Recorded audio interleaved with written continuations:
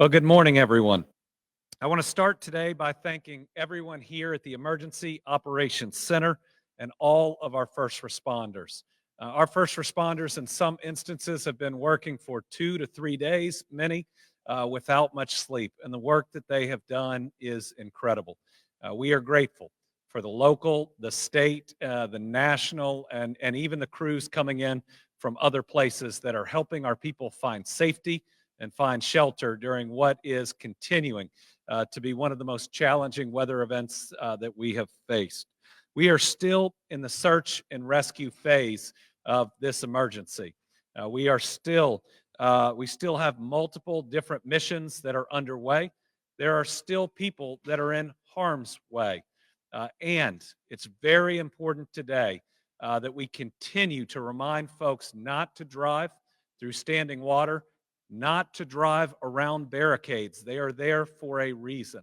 We need to make sure that we are not creating additional emergency situations so that all of our first responders can focus on those that we know are stranded and need help. We're praying for everyone impacted. And while we are in the emergency phase, we're already planning for the stabilization phase, the intermediate housing phase. Because of that, we have established the Team Kentucky Storm Relief Fund. We established it yesterday to assist those impacted by the floods and severe weather systems. Those who can, please donate at Team KY Storm Relief Fund.ky.gov. The first use of this fund is always to pay for funerals so that families don't have to wait around for reimbursement. They're already going through enough, and we have far too many families. We're announcing more today that have lost a loved one. The help's needed because we can now confirm 11 fatalities from this event. That number may still grow.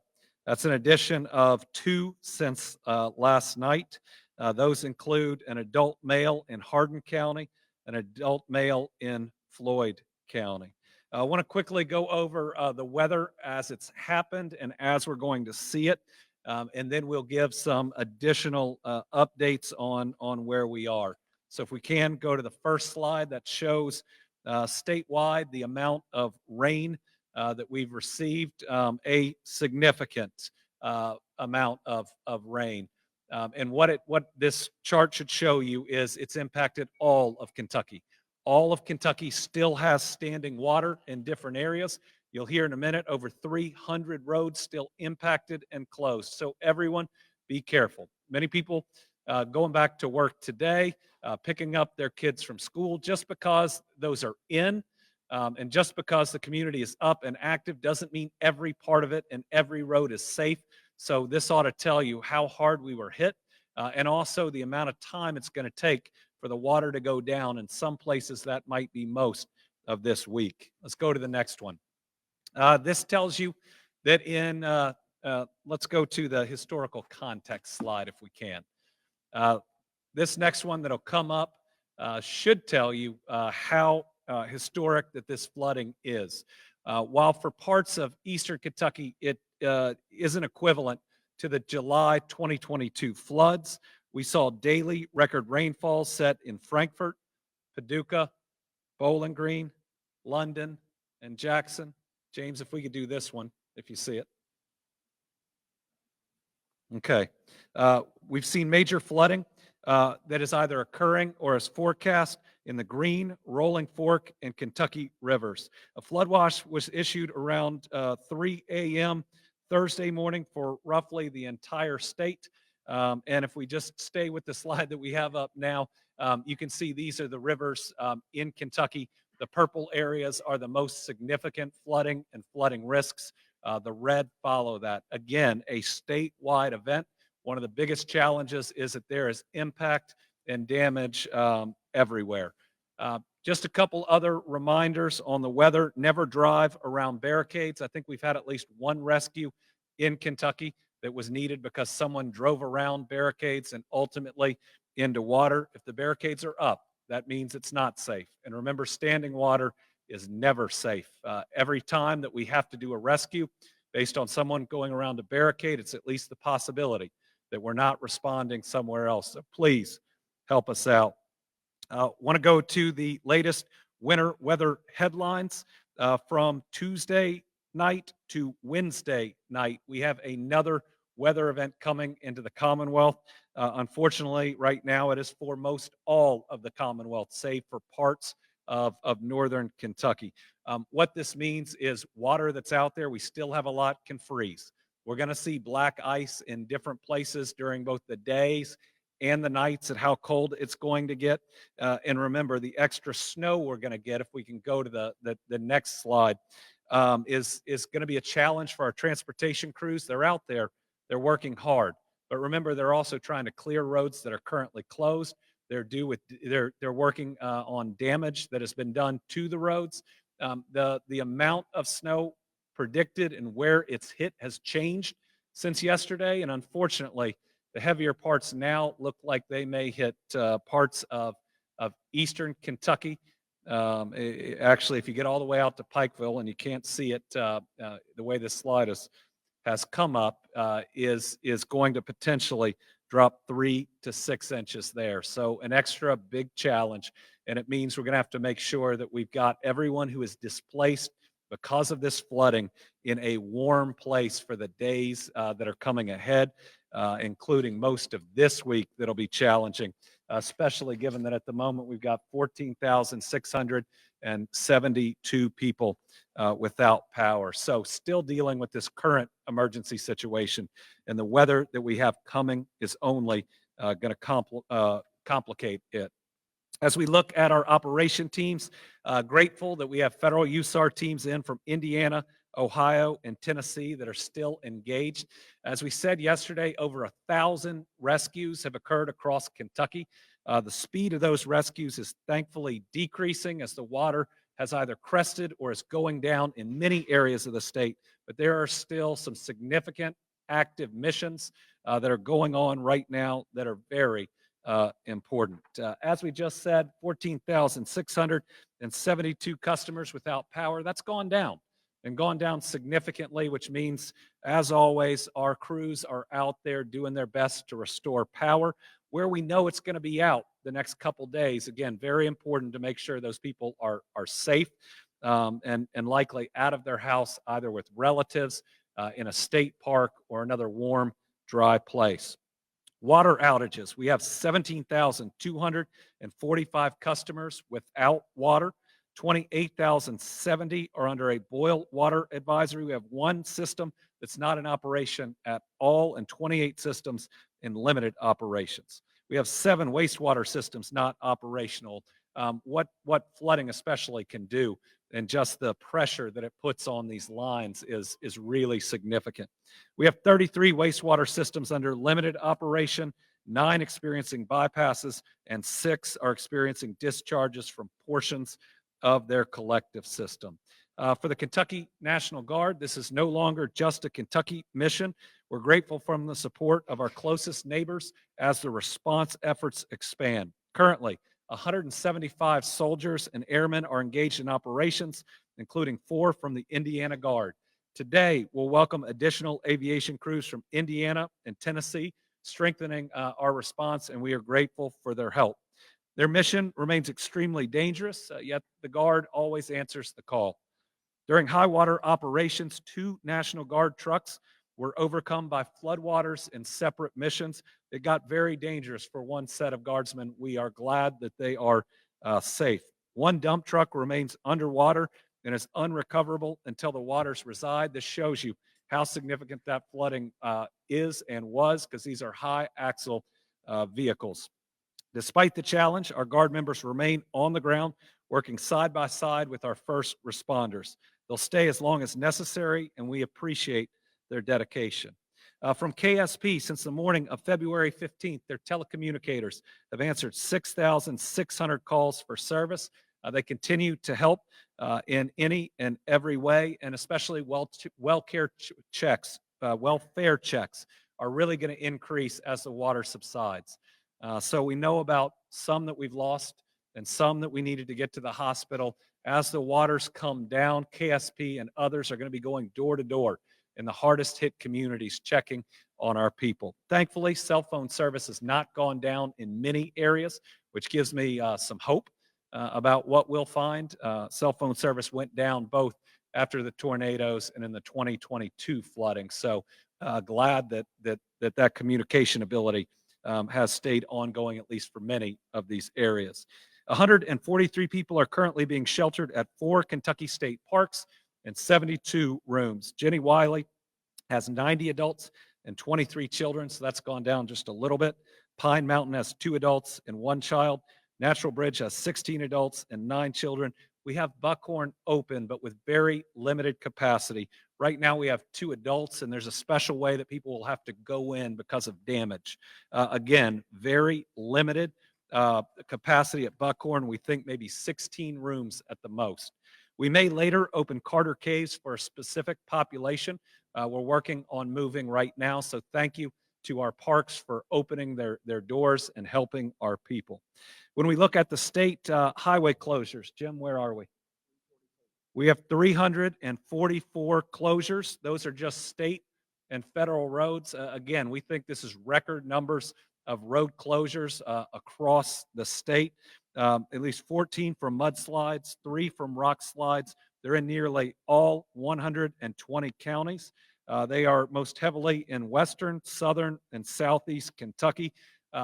Jim will talk in a minute. Check the website that is up for both the closures and the openings because they're working really hard to get these roads open, and that's going to happen in real time across the Commonwealth of Kentucky. We got 2,300 Department of Highway personnel that are out there focused, that are doing their very best to keep Kentuckians safe. And this is the website, goky.ky.gov. You can find the list of road closures and where they're closed, but also the openings will be displayed on that as they become open.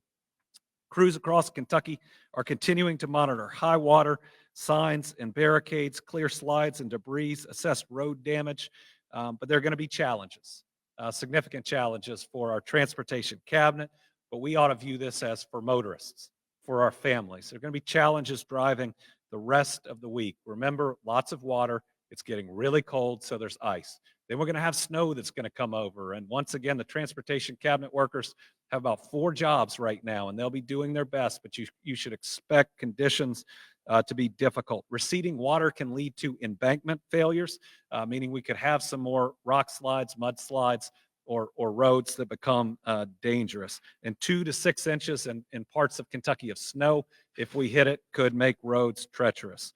Driver's license offices in Prestonsburg, Pikeville, and Manchester are closed today. You can't get to them because of water, so appointments and walk-ins have been canceled.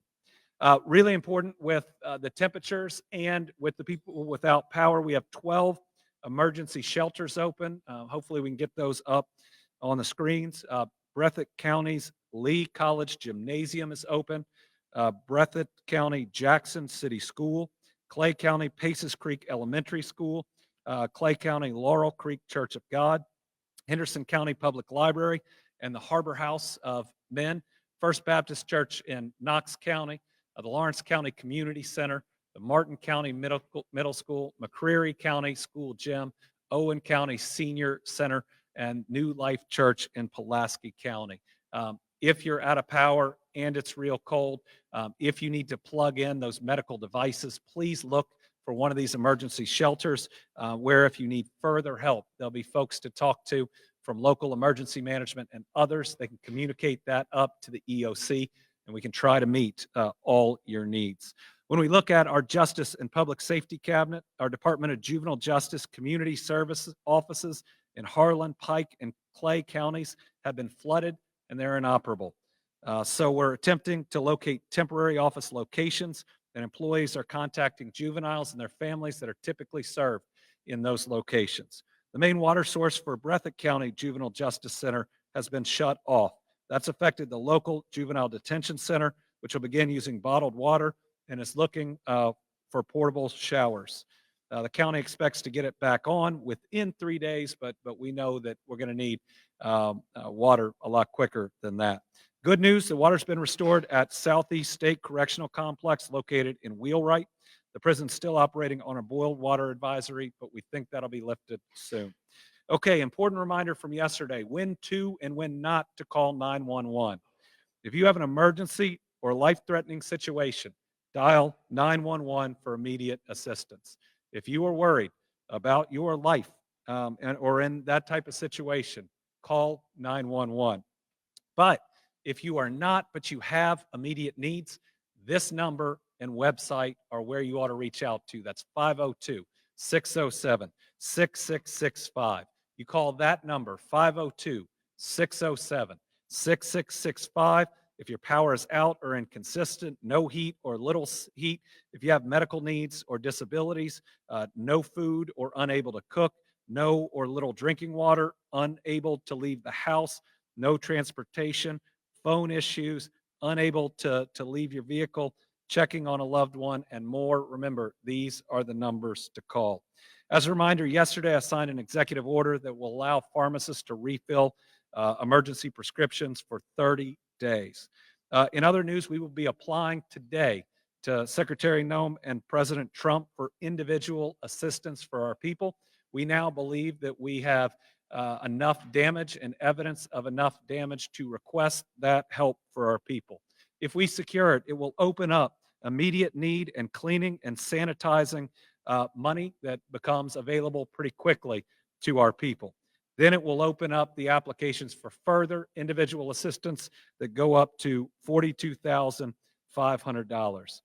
Finally, from me today, I will be headed to Pikeville at about noon today to tour beginning about 1. We'll have a press conference in the Pike County Courthouse at 2 p.m. Hoping after that I'll be able to visit families at Jenny Wiley if we're able to do that today. Finally, we have a significant operation underway involving a couple of apartment complexes. We should have more news on that as the day goes, but I mainly just want to say thank you to everybody out there participating in that mission from multiple states, both helicopters and boat crews, as well as encourage the residents out there, if you're watching, to take advantage of that evacuation. We want to get you somewhere safe where you'll be safe in the days to come. With that, I'll turn it over to Secretary Gibson for some additional updates. Thank you very much, sir. Governor does a really great job of explaining this operation in whole, and I really appreciate his support as this continues to unfold. We know out west, most of those counties have begun to stabilize through this event, but as we continue to see, the east half of our state is still in a struggle, and we know that, and we're expanding this operation, continuing to open call centers to be ready to take your calls. We've been receiving numerous calls from that number that's been put up and shared, and that's what we need to hear from you, what you need, how we can help you. And so as the east of our state is still in this event, we know that this is going to be a few more days of this initial response, and then we'll start to stabilize and then work through this disaster. Ongoing operations, just like the governor's told you about. Martin County is a very active area right now. The Tug Fork River is swollen to a very high level, and it's threatening a lot of homes there. So we have a lot of our teams that we brought in from across the state have been asked to respond to that area most recently, just to get in there and start beginning that relief effort. We have a lot of people that live along the Tug Fork there into that area, and that is it's a specific area of concern right now. If rescuers come to you, or anyone out there is getting this message, please heed their warnings. Know that this is a dangerous situation. Power could be out for some considerable amount of time. There's cold weather coming. This is going to be a little bit longer event than just because the water may recede and you look out and see it going down. It doesn't mean this event's over. The water may go down, but you may be without power, and you still may not be able to get down the roads to get to safety or get those relief needs that you may have. So just remember, if those workers are coming to you, it's because we've evaluated your situation from what we hear from the ground, what your local officials are telling us. We want to make sure you know that those rescuers are there to offer you that assistance. We have a lot of people in the state right now doing this work. A huge effort from FEMA, a huge effort coming in from our partner states. Can't say enough about North Carolina sending us teams in. Indiana has sent their conservation officers to help us. We have people in from all of several states, Missouri, Ohio, Indiana. We have a lot of people helping Kentucky right now, and that's I'm just thankful for that. As we continue to go through this event, We know that those guys are really putting in a lot, and gals are putting in a lot of hours doing this work, and it's just continuous for them. Short rest cycles, lots of hard work. So if you see them out there, give an opportunity to say thank you. As we continue to work, we know that our local officials have been in this fight as well. Our local firemen, policemen, emergency managers, EMS, Fish and Wildlife guys from the state of Kentucky, rescue squads, and we often don't say their name, but the rescue squads are so important to this mission, along with so many others, Department of Public Health, your local health departments, the local hospitals. Everybody's reaching out to help, and this is a statewide effort. This truly is what I consider a huge effort to be underway, and it's your government services working to provide you the resources that you have in these times of need. And there's so many, I can't even think to mention them all, but the work has been underway since early Saturday, and now we're into Monday. So there's been some long hours and a lot of effort. And we know we haven't reached everyone, and there may be people that still have unmet needs, and we're trying to get that word from you that you need help so we can get to you with the resources that we have. We're working specifically, like I said, over around that Pike and Martin County, our highest needs right now, but we may have others that we haven't even heard from. The portals that the governor has mentioned, the phone numbers, those are going to be open around the clock as we're expanding our call center to take more calls. If you called and we didn't get to your number, it's just because our staff have been inundated. So we know that those call centers are expanding to be able to meet the need for what you all are calling in for. We will continue to move this event through as the stabilization of Kentucky starts to, the counties start to happen. We'll move into that recovery phase.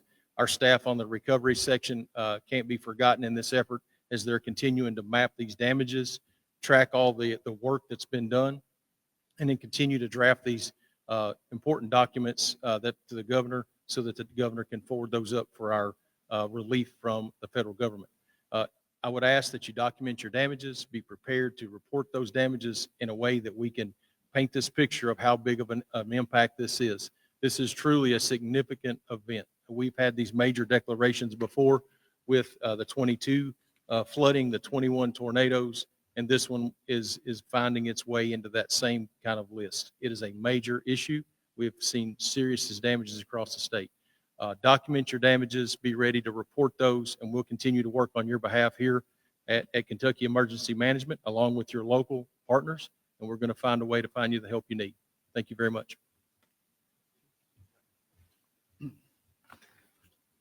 The governor covered a lot of our transportation topics. I just want to amplify and punctuate a couple of things that he said, well, especially about high water conditions and these roads that are still blocked. Don't enter them. Don't enter those conditions. Turn around. Don't drown. Most fatalities occur in vehicles that have gone into these high water conditions. I think I've got a slide. As we are doing the recovery work, we are making a lot of repairs. James, I don't know if you got that image from that. This is on I-69 in Caldwell County. A rock slide that occurred 2 days ago has been repaired, and we're already moving traffic there. So this maintenance work and recovery work is underway, even as we are preparing for the next round of winter weather. And so I want to thank everybody that we're working with, all of the agencies, including our counties and our cities and towns around the state, our local officials, where our districts work closely with them, our 12 districts across the state. 23 up to 2,300 people, more than 2,000 from the transportation cabinet and contractors are committed to this event. And I want to acknowledge them, and I also want to acknowledge their families. They've been working this event since over the weekend, that front. Now we've got another front coming in, but they are talented and they are resilient and they are committed. And I want to acknowledge and thank them. Now, in terms of roads that are reopening, the number of closures is still very, very high. 344 is the last count. You can find out about a road closure or reopening at goky.ky.gov. goky.ky.gov.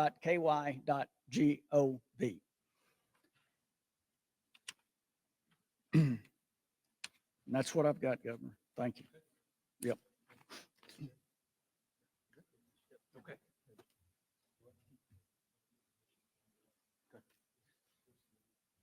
Okay, we will open it up to questions. We should have more information on our current evacuation mission here in the next hour or two, but know that there are some really brave people out there that are helping people as we speak. So we'll start in studio or in the EOC with Carolina.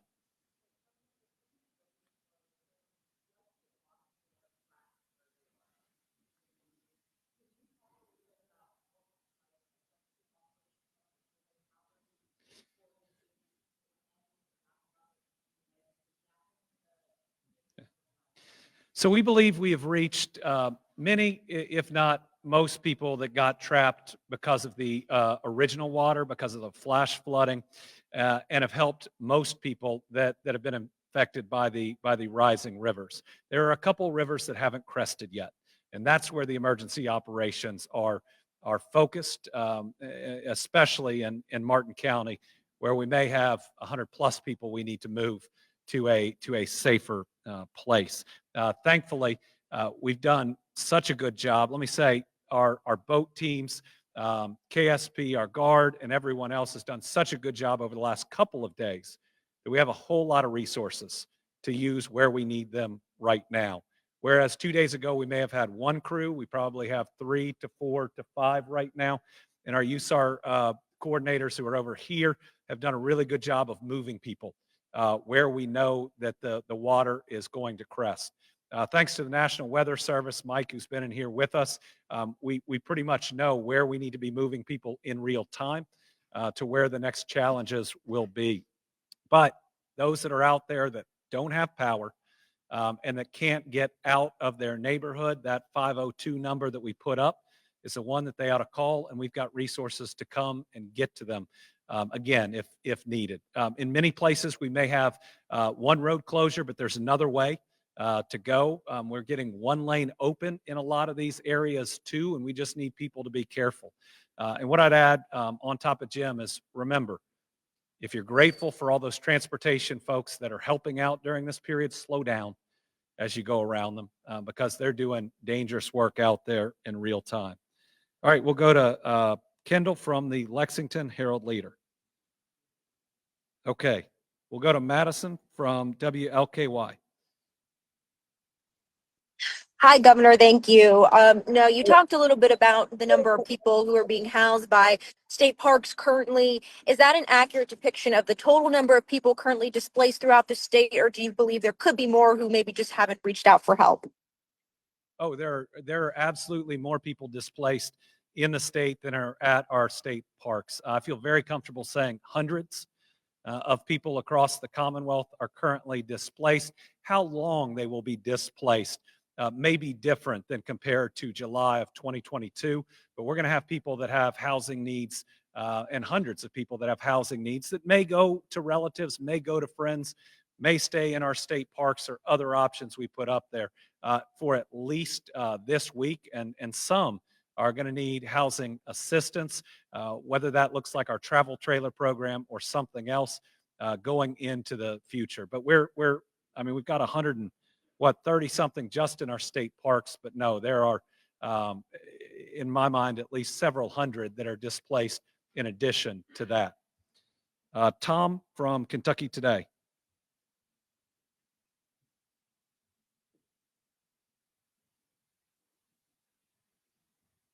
Okay.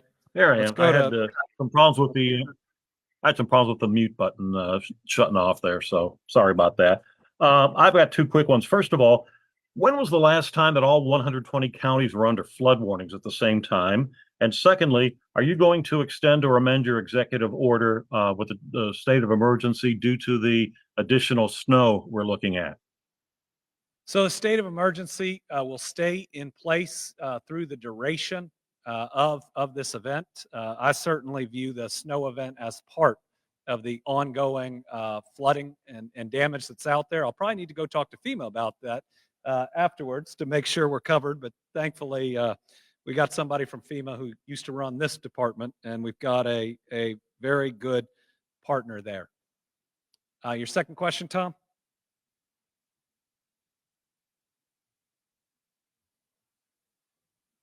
When was the last time all 120 counties were under flood warnings? This forecast is very rare. The forecast that we had ahead of time, and thankfully we had a very good forecast. One of the differences between this flood and July of 2022 is we knew this was coming. We knew it was coming. We had a good idea of how significant it would be, not entirely where it would hit, but certainly that has helped us in many areas. I'd say since I've been governor, having a flood watch or warning in every single county hadn't happened more than a handful of times. So I think part of this forecast was only happens 2% of the time throughout our state. So this is certainly historic in the breadth of how much of Kentucky it's hit. Karen Czar from WUKY. Thank you, Governor. I have two as well. The first is, what will the state and FEMA be able to offer storm victims as far as immediate financial needs? And then I was with the Hazard Fire Department yesterday, and they had to evacuate their station on Saturday.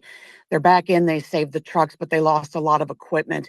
You talked about some of the other first responders having difficulties. Do we know exactly how many teams have been affected? And how can the state help them replace those items that they lost? We'll try to get a count for you. I don't have one now, but we see this in everything from localized flooding to the large scale flooding. What we often see is other groups chipping in and helping out with some excess equipment, but that all becomes a part of the submissions that we make to FEMA on the public assistance side. So again, we'll be putting together all of that for the public assistance side. Today, we'll be applying for the individual assistance. We want to speed up the process whereby people can get help as much as possible, and already having conversations with FEMA about where we'd set up the disaster recovery centers, the other services that we could put in it, tips that we can provide people about their application. We want to be really thoughtful and proactive to help people through the process as much as we can. Shaq Brewster from MSNBC. No. James Pilcher from WKRC. Good morning, Governor. Thank you for taking the time. Two quick questions. First of all, again, reiterating your gratitude from outside agencies. We've got Task Force 1 coming down here from Cincinnati, Butler County Sheriff's, Burlington Fire Department, Covington Fire Department. Can you talk a little bit about that? And my second question is, the Kentucky seems like to be the bullseye for some of these more severe storms that have been coming up more and more. Is there anything, what is causing this, and was there anything long-term that the state can do to mitigate against this longer term? Thank you. We are very grateful to all different groups around Kentucky that have come to help, as well as outside. The northern Kentucky area, as well as Cincinnati and parts of Ohio, have sent a large number of highly skilled, well-trained personnel, and I guarantee lives have been saved because of their abilities, and also because their municipalities, counties, and their state were willing to send them on a moment's notice. This is one of the additional ways that we're now responding to these disasters. You're right, we've been through a lot, and we lost a lot of people along the way. We've gotten better every time, from the emergency response to the intermediate housing to the rebuilding. I mean, just our ability to have assets where we knew that there would be flooding around the state ahead of time allowed us to do those 1,000 rescues in about 24 hours. We saw 1,400 rescues in about 48 hours after the July 22 flooding. But this has been a really incredible response by our first responders on the ground and those organizing that response in this EOC. as we build back, we've always got to do it to be more durable and to handle more of these weather events. It's hard to answer the why on not why more weather disasters are happening. I think we know that climate change is making more weather events happen, but we keep getting hit over and over. And while the why is hard, I think we always see God in the response. Good people, brave people, doing the right thing, showing up for their neighbors, hopefully contributing to the Team Kentucky Storm Relief Fund. We've got to make sure we're here for every victim and victim's family of this storm, but also everybody who's displaced. They deserve as much of our effort as those that were harmed after the tornadoes or that last set of flooding. Our job is to never get tired and to be the good Kentuckians we are after every single one of these events. Those are all of our journalists, James? Okay, I think that's everybody we have. Again, we'll have a press event at 2 p.m.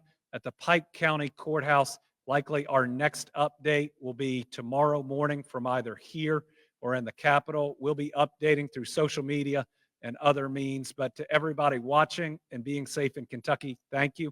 To everybody else around the country that are watching our plight, we appreciate you. We're grateful for you. We are tough people. We get through things and we get through them together, but with your help, we can help people to get through it with less harm and back up on their feet that much faster. So thank you, America, but most certainly everybody here in Kentucky, thanks for being good neighbors.